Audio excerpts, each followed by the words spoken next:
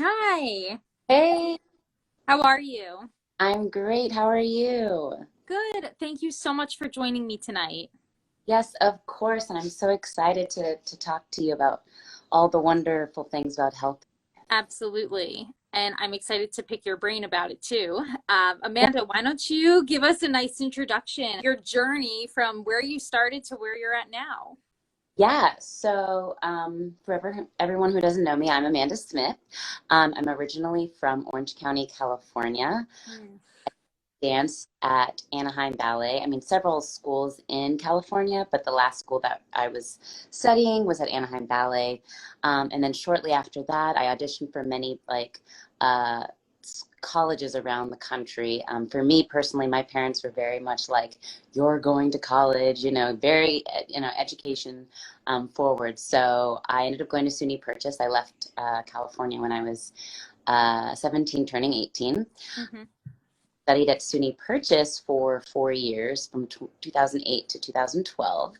And that last year at Purchase, I was auditioning for ballet companies everywhere. Ended up going to North Carolina Dance Theater, which is now Charlotte Ballet. Hmm. Um, I studied there or danced there for about 3.5 years. And then I left, and I left without a job, and I went to New York City, the big city, and I freelanced for about a year and a half ish. And I just kept hustling because, New York City is just that hustle and bustle life. Yeah, Auditioned many times for Dance Theater of Harlem. Finally, in 2017, I was hired, and now I dance for Dance Theater of Harlem. awesome. So, a couple things. You made a very big jump from being in California, born and raised, Yes, to coming here in my neck of the woods, New York. yes, But I've only heard amazing things about SUNY Purchase. So, how was your experience there? yeah. I will definitely say at first it was a big culture shock. Um, Sure. and in fact, they have a annual event that happens that's called Culture Shock because there's so people that come from all over because they're so known for dance and acting and all that good stuff. Yeah. Um, yeah, it was definitely very new for me. Not just the weather, but the people and the environment. The dance environment was different, even. People were definitely more open and more like I was so used to being like reserved and shy, and I felt like I was like, this was a place for me to be able to really express myself. And that was very for me. And yeah, I think Purchase really allowed me to think wide open, which is one of Purchase's main, goals when you leave Purchase. They want you to be able to go out into the world with an open mind. So I feel like I left there with that. Um, Yes. One thing I experienced dancing in college was the ability for it to have broadened my not just technique, but learning so much more about the different genres. Not really, I had come from a small studio, so being in more of a bubble where you're training. Did you feel the same experience when you came to Purchase? Yes, most definitely. Like you said, I felt like in Orange, especially Orange County, California, it was very much a reserved kind of bubble, like you said. Yeah. And New York, even though it was in Westchester County, I got a taste of everything. And at SUNY Purchase, you have to, even concentration is in ballet, you're still required to take Graham and, these other forms of modern, and you have to take a choreography class, composition class, just so you have all the options. No matter what happens, you have, this plan A, plan B, plan C, plan D, you're open to everything. And I really appreciated that because I think it allowed me to go after leaving Purchase out of, going out of school and going into the professional world. It allowed me to be more open to other forms of dance, even in a ballet company. When other choreographers come in and they want to experiment, I'm always like, I'll try it. Hmm. Yes, absolutely. Because one thing that you learn when you do make that shift into college and then, of course, professional life is that even those ballet companies are doing a lot of variation in their repertoire. And in order to be able to mend to that and feel comfortable in that, it takes a lot of work. And of course, that experience that you experienced at SUNY Purchase likely really helped. Oh, definitely, definitely. And I feel like especially like right now at Dance Theater of Harlem, we have some like contemporary ballet choreographers that have come in, and they just want to see stuff. They just want to see a phrase, see how you improv or whatever. And I think without the SUNY Purchase experience, I would have been a little more timid to trying new things. So, and that's why I'm a huge believer in going, I think not going straight to a company right away. I think it's important. I don't know. I think the college experience is kind of important to kind of get used to being on your own as well, Yeah. um, and all of that stuff. So, yeah. Yeah, absolutely. And just to dive into that a little bit, because I also have that similar experience of having that academic framework in addition to still continuing dance, Yeah. in my opinion, helped with just broaden like who I am as a person, who I am as not just a dancer, but that bringing that experience to my dancing in the studio, on the stage. For me, it was, as crazy as it sounds, clinical nutrition, but that experience that I had studying that, I Yep. was able to bring to dance. So did you have a similar experience in your academics at Purchase? Yeah, I feel like for me too, I think I really love to write. Yes. So my idea when I first got to school, I was like, I'm gonna double major and I'm gonna do journalism and dance. Now that didn't happen because dance is my life. Yes. But, I think having that extra, like those extra journalism classes and communication classes also I was able to kind of bring into the artistic side, like, both kind of intertwined, Yeah. and I was able to bring the creative side of dance into my writing and vice versa. And I used to get ideas from dance with my writing. So it kind of was a cool kind of teamwork thing with the journalism and the writing and the dance. So eventually I would like to, because of that experience, I would like to write for dance or, just something to do with dance, but in writing together, report for dance news or something like that. I don't know. But Yeah. yeah, definitely, it definitely helped going forward into my career. Absolutely. And then to sidetrack a little bit, I'm curious, was there ever a point, whether it was in your pre-professional training, whether it was in your college training or your professional training, or maybe your freelance work, Mhm. where you started to connect the dots with food in regards to like what I'm putting in my body is having some impact on what's coming out with the studio? Yeah, I would say it was, I feel like it kind of sort of started to click senior year of college, Hmm. really actually kind of click until I was in the professional world. Um, when I started to feel, the differences between when I didn't feel my body and when I did, and so, Yeah. and it was always trial and error. Everybody's different. Everybody has a different way of, or what's good for them. And I think, yeah, it took a second to understand what I needed for my own self, especially going into performance mode, especially day of performance. That was the biggest thing, was how much did I need in order to really feel good on stage and not shaky or too much. Yeah, and a couple points just to break down into that. The first thing being, it's so easy, especially when we're in both college mode and then probably when you were in the city. I experienced this myself, just the hustle and bustle of New York, especially when you're doing that freelance work, going from various studios, various stages, literally being all over. I mean, you could be on like 92nd Street at 10 a.m. and then 11:30 you're like down in Chelsea. It is so easy for dancers to forget to eat and underfuel unintentionally. So often on my Instagram and what I educate as a dietitian for dancers is about not having a restrictive lifestyle when it comes to food. But what often doesn't get enough airtime is the fact that dancers are very prone to having unintentional restrictive lifestyles just because they're balancing so much. And then on top of that, we're more physically active than the average person, which and physiologically blunts hunger cues, makes it where we could go like many hours without feeling too hungry, and then all of a sudden you're like famished. Yes. So Yeah. that trial and error that you experience, especially in regards to learning how to fuel more intense days, like those performance days, in my opinion, really exemplifies how important it is for dancers to take a couple steps back sometimes and just assess, how do I feel at this moment? Like, am I feeling shaky? Is this a sign that I might need to be more proactive and plan ahead in regards to meals and snacks? Yeah. No, definitely. I think for me personally, I have to, and I'm still working on it. I mean, I think it's an ongoing journey, especially in this career. As you get older and as you get more seasoned, you even learn more about what you Yeah. need. I think even now, I think I need more food than I did a couple of years ago. Um, and for me, it's planning ahead. That is like the number one thing. And I'm really bad at it sometimes. Some days, if I don't wake up early enough, I don't bring the snacks that I need. And so, that ends up being really bad, especially if we have a really heavy rehearsal day. Oh my gosh, that's the worst. And I'll have just like a granola bar and I'm like, I need more food. Like, so Yeah. really, really, really vital to plan what you're going to eat the next day or what you're planning to do. Even if it's that morning, just have an idea of how much food you need to bring or you need to buy on your way there.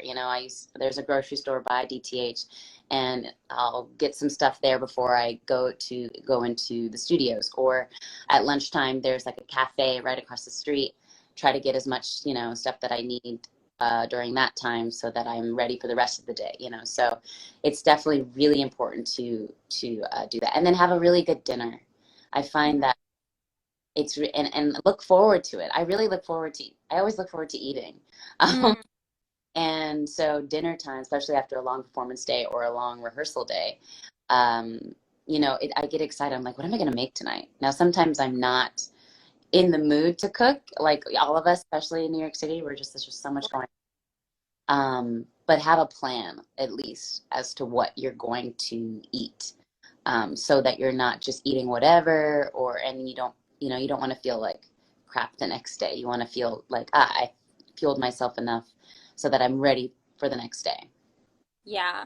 So, just a couple things. You bring up so many good points. The first is that those times where you are fueling your body, for you, I hear from a lot of dancers, not all dancers, but most dancers I chat with, that priority is dinner, because it's like you're running around most of the day.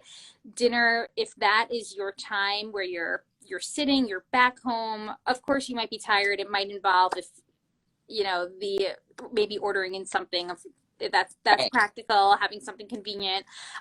But if that sounds like it's somewhat of a special time for you, and I love hearing that you enjoy that time, especially when it comes to just food and eating, because a lot of dancers do have those struggles in regard to their relationship with food, and everything that you're exemplifying in regards to coming to terms with this idea of like loving to eat and loving to fuel your body and seeing it as an opportunity to even plan for the next day so that you're setting yourself up to have energy for the next day. All of this shows that none of this can be done if someone is following like a restrictive type of diet or lifestyle. And it just seems, and you can maybe agree or disagree with me, that that would just literally be impossible for you. Yeah, no, it's really hard, and I will say, because I personally am a vegan, but Mm-hmm. it's not because, oh, I'm trying to be a certain size. Sure. Nothing like that. It's strictly for the animals and the process of meat in this country and whatnot. So that's a side note, but restrictions other than that, like, I don't have, like, I try to be open to any types of foods, any genre of food. During the pandemic, I was really excited to go on YouTube and just like see what recipes were out there to try. And what's fun about, being a vegan, like, I get to kind of recreate these traditional meals as a vegan. And I love that I get all my vegetables in. And, so I definitely found that in quarantine, I had a lot of fun just kind of recreating meals and finding new recipes. I was like doing a new recipe, I feel like every other day. I love that. I think I agree in regards to, I think it's so much fun to experiment with recipes and turn them plant-based. I support all dancers in regards to whether you're vegan, not vegan, vegetarian, whatever it might be. I totally support it. It's all about intent, and it sounds like your intent is honestly spot on in regard to animal welfare, sustainability, and so forth. I think those are extremely important priorities to consider. Yeah. So I fully support that. And I think that I agree, especially in New York City, there are some awesome restaurants out there and just ways that you can experiment with different recipes. And one question that I always got during quarantine from dancers was like, should I be eating less because I'm dancing less? My answer to them was always literally exactly what you're doing, which is don't think about that. Take your time now to think about how you can have fun with food. Yeah. Experiment with recipes, like utilize your time in the kitchen and so forth. Yeah, exactly. And I feel like because I learned like so many new recipes during the pandemic, I'm like, oh, I remember this recipe. Mm. Quarantine, I can kind of have that for dinner tonight, you know. Whereas before, I didn't have all this, I didn't have a lot of recipes to choose from. So I purposely wanted to have more, like a plethora of, you know, recipes to choose from when I was cooking dinner after long rehearsal days. So, Yeah, that makes a ton of sense. Amanda, are there any like pre-performance rituals specifically in regard to like food or even maybe warming up that you have found work for you now that we're finally back to performances and in-person live events? yeah, for me, so I don't drink coffee on performance days. I always drink tea because I feel like Mm. it's keep a nice calm and cool energy. Because a lot of times because of the performance, you already naturally have that adrenaline, and that is enough to get you like really excited and um, um, not anxious, but very hyped. So I try to stay calm. So I'll have like a tea, like a ginger tea or a chamomile tea. I take a nap, like a quick like 30-minute nap, just like a power nap, just to wake myself up again, especially if we like had a tech earlier in the day or a couple rehearsals during the day. I want to like kind of recharge and start all over. And it's a new day when it's time to get ready for performance. Uh, Mm. and what else do I do? I roll out my calves. I have a Theragun. Oh my, Nice. dig into the calves. Ooh, oh my gosh, I really want to get one. Is it Yeah, worth it? completely worth it. Ah, it's on my list. It's I do that on my calves and like the bottoms of my feet so that I nice. Yes. feel the floor. And when I put my point shoes on, I can really kind of try to articulate through my feet in the shoes. Sure.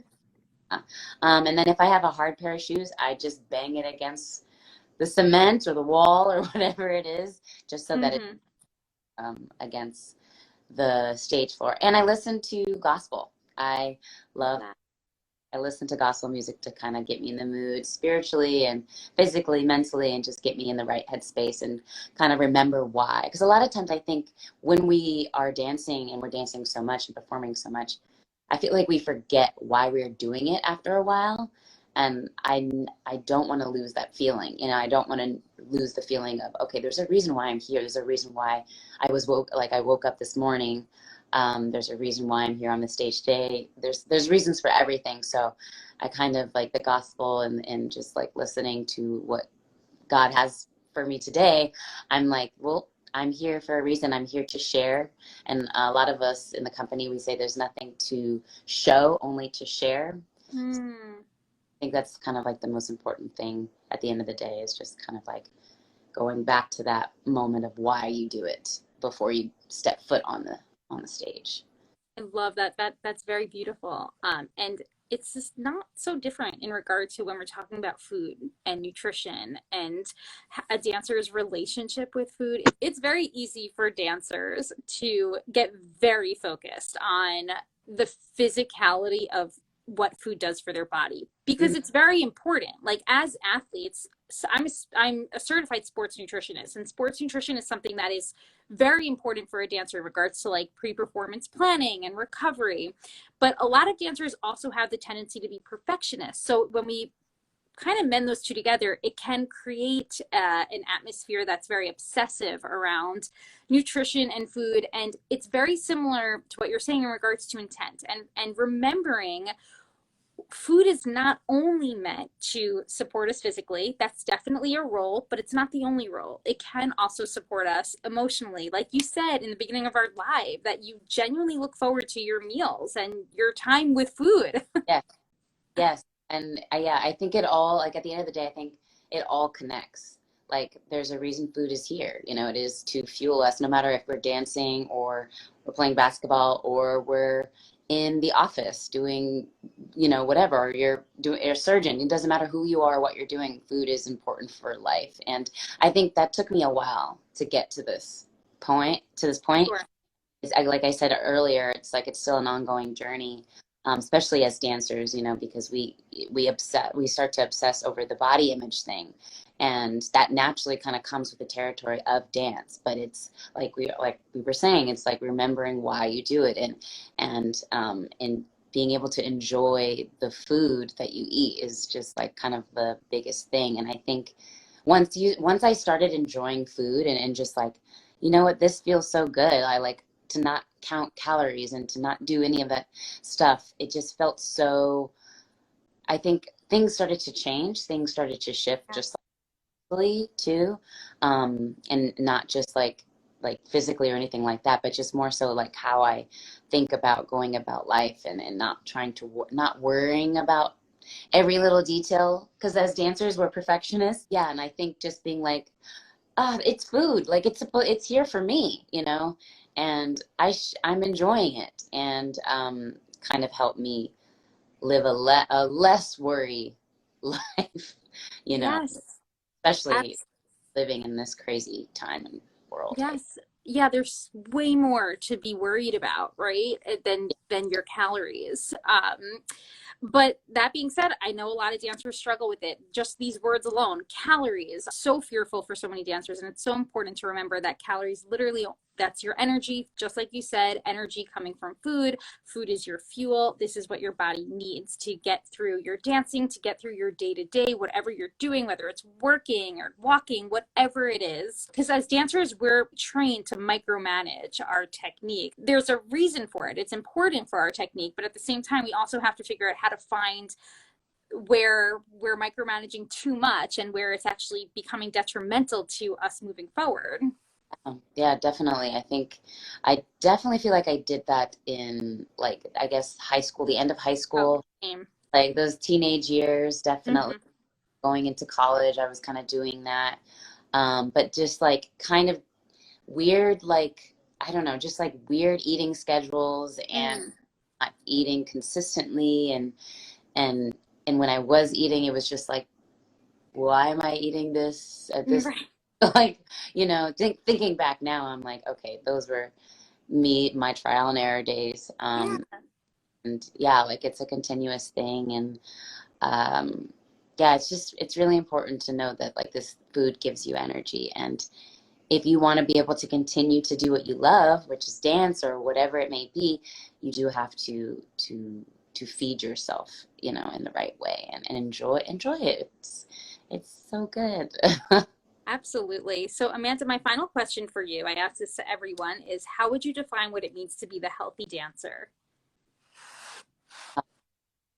How I would define being a healthy dancer, I think it's a balance. It's everything. It's not just food. It's not just physicality. It's not just your mental. It's everything. It's spiritual. It's all one thing. It's all grouped into, I think, for me personally, like I was saying, I think I put that into one category because you have this one body and that contains everything, the mental, the physical, the everything. So I think all of it comes together and allows you to be the spectacular human that you are. And yeah, I try to go about my life just thinking like that. And again, it's an ongoing journey. I feel like um, it never stops. It never stops. You never stop. Obviously, you never stop learning. It's you know, a constant reminder about how food is so important as well for me too. Um, so yeah, I think it's just remembering that it's all in one piece, and that creates this healthy person. Yeah, and I just want to throw one more thing in there. I've been doing these lives since 2020, so it's been about 2 years, and I really don't vary the questions much with everyone I interview. But I will tell you, with every live that I do, something new comes out of it. Yeah, A new perspective, a new idea, a new way to look at something, and it's all coming from dancers like yourself, which I think is truly incredible. That's why I continue them, because it's like the information never ends up being repetitive. There's always a new perspective to learn about. Just like you said, that learning process never ends. It is a full-on journey, whether you're learning yourself, like your body and what it needs, or you're learning anything in this world. Yes. Yeah, no, I definitely agree. I think everything, yeah, like just like we were talking about, just everything is a new perspective every time I talk to anybody about food or this career. It's just so, Yeah. and it challenges me too to think in different ways. And I think I thank you for this because this is also helpful for me as a professional. Like I said, it's just even as of last week, we had our city center performances, and I was struggling to find time to eat because it was go go go go. So Yeah. it's still a constant reminder. You have to fuel yourself. And I always know when I'm like, I didn't eat enough, I'm like, you start to have the shakes, and that's the worst feeling in the world. You don't want to feel that. You want to feel solid. You want to feel good. And Mm. yeah, it's really, really important. So, and it's been like, yeah, even going back to when I was younger, I remember like there were times where, you look at yourself in the mirror and you have this like body image thing as a dancer. Yeah. It took a while to realize like this is how God created me. This is how I was made. Now, how am I going to fuel myself and give myself the energy and the greatness that it needs so that I can succeed in my journey? Because my journey and my body is different than the person next to me. We cannot compare. That's one thing that I can say, and I want to say to all young dancers, is just you really, really can't compare your body or your mind or your anything to anyone else because Yep. completely different human being. And so what fuels that person, it may not fuel you. So that's why it's, like I said, a trial and error, because I used to try to copy other people and it was just not, it didn't work for me because I'm a different person. So yeah, it's $100%. a constant thing happening. Yeah, absolutely. And I'm going to add something to that because it's been coming up so often and it Yeah. doesn't get spoken about enough. But not only should dancers not compare themselves to the dancer next to them, but they also shouldn't compare themselves to who they were a couple years ago. Oh, That's most a big one. that's a huge one. That is a huge one. Oh, I'm so glad you brought that up because I feel like I'm at a space right now too where I would say a transition phase. I feel like we all, Yeah. and I'm remembering what I was like a few years ago, and now I'm in my 30s. Yeah, same, same. Person, like I'm learning everything, relearning food, relearning what it means to be Amanda. It's a big deal, and you're going to have these ups and downs. Every day is going to be a different feeling, and I would say like it's important. I don't know if I would think you would agree. Like it's important to like accept, understand what that thought is or that feeling is, and let it go. Like Oh, okay, yeah. completely like all right, this is how I'm feeling today. I'm not feeling myself or whatever that is. That's what that is in that moment. Okay, it's gone. Like, Yes. It's also so easy to relate those feelings to just being like about body image when in fact what we need to do, not only let it go but also ask ourselves like what really is going on. Did I get enough sleep last night? Did I eat enough yesterday? Am I feeling stressed out because I have a lot, for me, like a lot of work to do? Or for you, maybe you have a big performance coming up. There's a certain level of anxiety going on in there. So I think it's really important, let those thoughts go and make space for the potential that it's not only related to food and body, it could be related to so many other aspects of our lives. exactly. Yeah. I've had to go through that as well. And I think it's also, too, for me, it's pressure. Like, when Yeah. going, like, I feel not even pressure from other people, but like pressure from my own self. Because Yeah. if I've done certain ballet before, and I know that I've done it at such a high bar maybe, and I'm like, okay, how am I going to do better than what I did last night or last year or the year before? Like thinking like that, and it's like, no, you can't think like that. This is a completely new year. This is a complete Yes. then like you have to kind of go about it as if it's a new completely everything. and not think about the fact that you did 5 pirouettes this year. I will say during quarantine, I think what helped also, along with making fun recipes and stuff like that, was just focusing more on, because we didn't have space obviously in our apartments and things, was focusing more on just like, how am I gonna use my feet now? How am I Yeah. fingertip, like what am Mm, I doing with my port bra? How straight can my leg go? You know, like mm. small, that kind of intertwined with everything else, and I think honestly helped me coming out of the pandemic and getting back on stage. um, Kind of helped me get there to where I am now. That's awesome. That's so great to hear. Great for any dancers out there listening who might be injured, who might be sitting out of class right now for whatever reason it might be, and just to realize that even that is an opportunity to work on something that's going to help you down the road when you are able to get back into the studio. Yeah, definitely. Yeah. Hmm. Amanda, you have given us such wonderful insight. I cannot thank you enough tonight. Thank you so much for having me. This was wonderful.